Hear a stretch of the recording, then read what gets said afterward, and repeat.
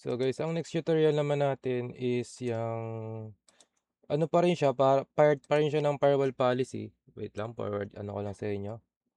Pakita ko lang. Ayan. Part pa rin naman siya ng firewall policy pero ayan nga. Specific na yung ating ibablock diyan. Application, web filtering and saka application control. Ayan. So ang ano natin dito nga is yun, configure the web filtering, block categories, website, social media or gaming. Tapos sunod pa, ayan. Setting up application, block sites and application. And then analyze logs. Okay, so ito muna ang gawin natin. Sa web filtering muna tayo. Okay, punta na tayo sa Google ulit. Sa ating, login lang ulit tayo dyan. Admin. Okay, sorry guys. Yan, admin. Okay. So, tayo dito.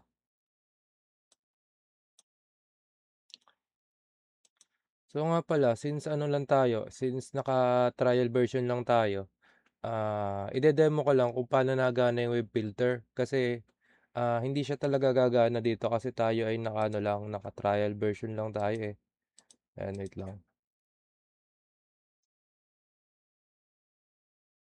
Ayan oh, wala tayong web filtering at saka antivirus at saka firmware updates kasi tayo ay hindi tayo makakonect sa ating server, Portugal server. Kasi ano lang tayo eh, naka-free trial lang tayo.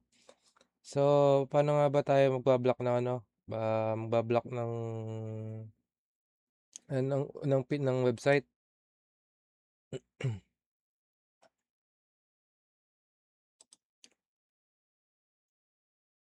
So yan, punta lang tayo dito sa ating security policies at may makikita tayo dyan na web filter and application control.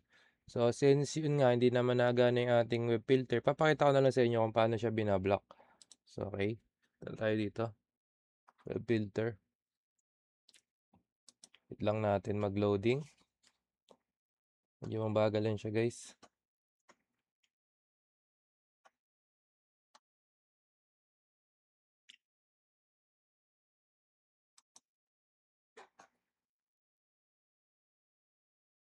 I-load lang natin. Bagal niya sobra. Login ba tayo dyan?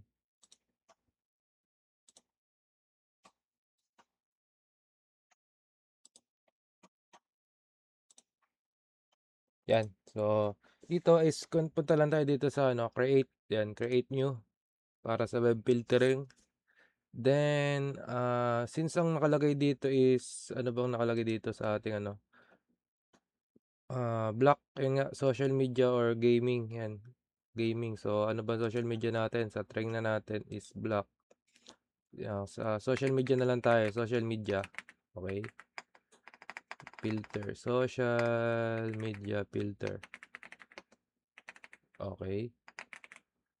Then, ano lang natin may dalawa tayong pamimilian dito. Is yang ito ang allow yung FortiGuide category based filter at saka yung allow user to override block categories. Ayan. Ito naman is wait lang.